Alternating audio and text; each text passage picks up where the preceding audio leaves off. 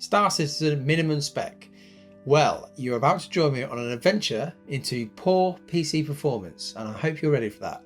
I've been on eBay, I've done some research, I've looked at the minimum specs, I've built a PC, and we're going to see how it performs. Now, prepare yourself, it's not great, and I'll have some thoughts at the end about what CRG maybe needs to change and what the future holds for my horrible little PC. Let's go. Here are the minimum requirements. We're looking at a quad-core CPU, Sandy Bridge or later, or Bulldozer or later on the AMD side. I'm not convinced by any of that. I don't think a quad-core cuts it, and I'm pretty convinced that if you go pre-Ryzen on an AMD, it will not be a pretty place. So that's that. Then we've got 3 gigs of RAM on the GPU side, 16 gigs of memory, which we've tested. We know that preferably 32, but 16 gigs does run the game fine. And then storage, 65 gigabytes, fine. But then if you look down at the recommended, it says 65 gigabytes with an SSD. I think that's complete craziness. The minimum requirements should say SSD. It needs an SSD, this game. There's also this second list here on the RSI website, this tech support guide, and it's basically the same. A few slight bits. Again, they're now strongly recommending the SSD just as standard, which what they really mean by that is you need an SSD. And they're also strongly recommending 4 gigs of video card RAM. What I'm taking that to mean is if it's anything like the SSD, you need 4 gigs of GPU RAM. Let's have a look at what I managed to get off eBay. So here's the eBay shopping list. And if you look at the bottom, you can see my little mini tower that I've ended up. It's a HP office machine basically, and it's got the 8000 series i3. The reason I've done this is because the 8000 series was where Intel had to respond to Ryzen. So rather than the previous i3s, which were all 2-core hyper-threaded parts, so they had 2 cores and 4 threads, this is actually a quad-core CPU. So it meets the minimum specs for the game. I could have obviously gone for an older Sandy Bridge or Ivy Bridge Intel machine, but I thought maybe this is a bit more modern, so it gives us a bit more of a chance that this will be faster than those parts. The RAM is it's as fast as the i3 will support, so 400.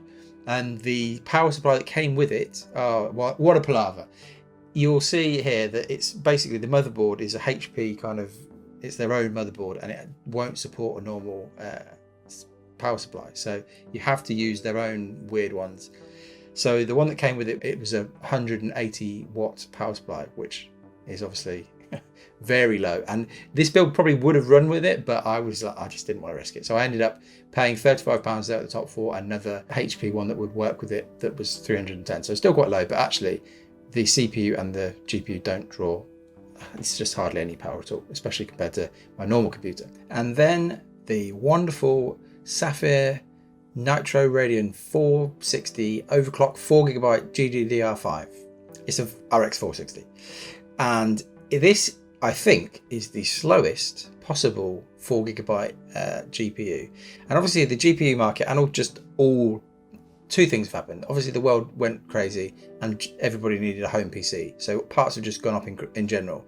And then obviously you've also got mining going on, as well as all the new GPUs just out of stock anyway before the mining stuff. So all prices of all hardware are a mess. And this was the cheapest and slowest GPU that I could get hold of, which meets the minimum requirements of the game. And yes, we'll see.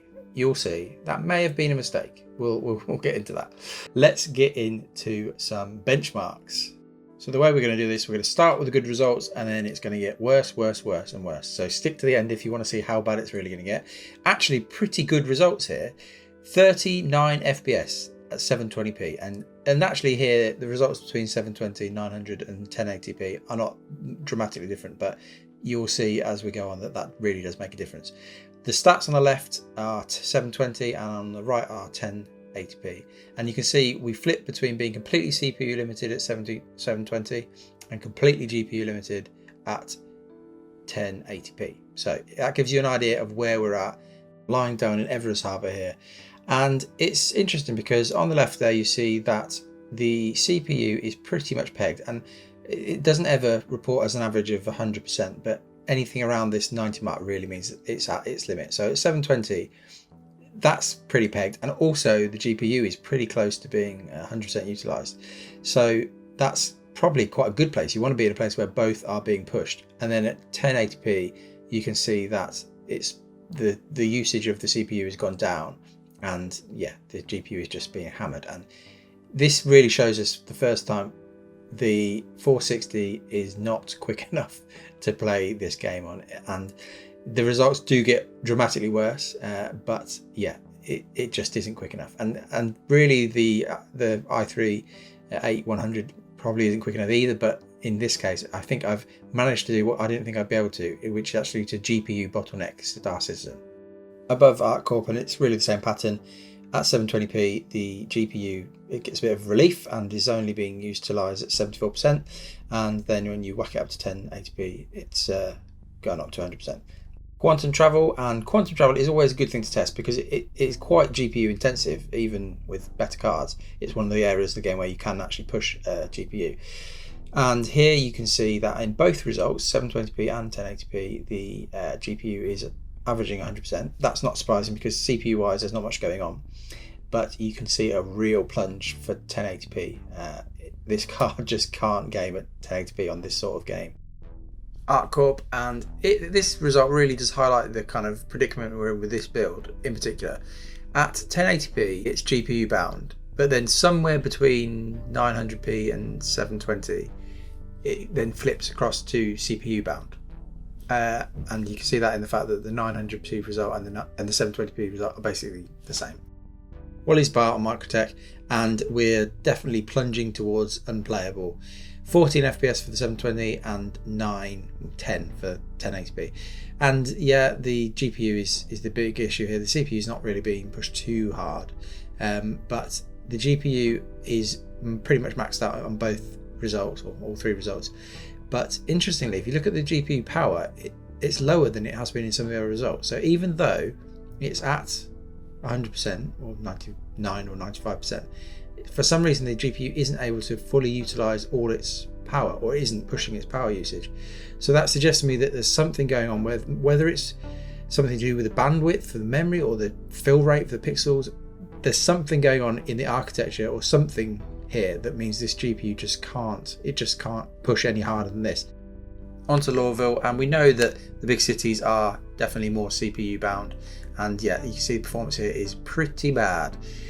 Interestingly, the 900p and 1080p results are in theory the wrong way around. It could be the phenomenon, if I can say that properly, where if you increase GPU load, it can reduce the load on the CPU, and then sometimes you get better results overall. It could be that, it could just be that suddenly the GPU is just doing something different. I don't know. They're all on the same server, these results, I should say, and I've just changed the resolution. But either way, the results are bad, not playable, not fun. Into Calliope, and you can see bad frames. You look at the CPU load and it's fine, the CPU is just chilling, not doing anything really, but the GPU is being smashed really, and you can see that again the power is not very high. It's less than 50 watts compared to the 60 that this card can go to. So again, something going on I think in the architecture that just means it can't get more frames out than this. But yeah, unplayable, not pleasant, and actually this is the last result I'll put up, but it's not the worst performance I saw. The trains on Microtech, which are quite nice and glossy and lots of things going on, reflections and things like that, that was something like 5 FPS. I didn't benchmark it, but as a kind of anecdotal, what I could see, it's really low. So yeah, this just is not playable in any way. Let's sum this up then. First thing, CIG should change the minimum requirements page on the website. It's wrong. Like, it's just wrong. If they are thinking about Squadron 42 being playable, that's fine, but people are not playing Squadron 42 now. And if anybody is going out there and saying, oh, you know, I'll build a PC, just get myself any old i5, one of the 4-core i5s from a few years ago, or even something modern like this, an i3 with 4 cores, they are not going to have a fun time.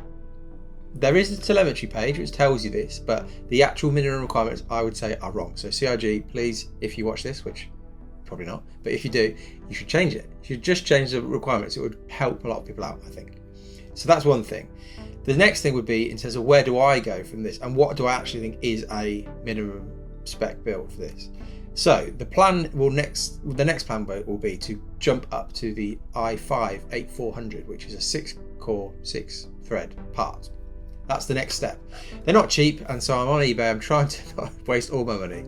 Oh man, it's costing me so much money. Anyway, I'm trying to get one of those, and then that should, in theory, improve some of the performance in places like the big cities in Lawville and where we're really CPU bound. The extra couple of cores should help there.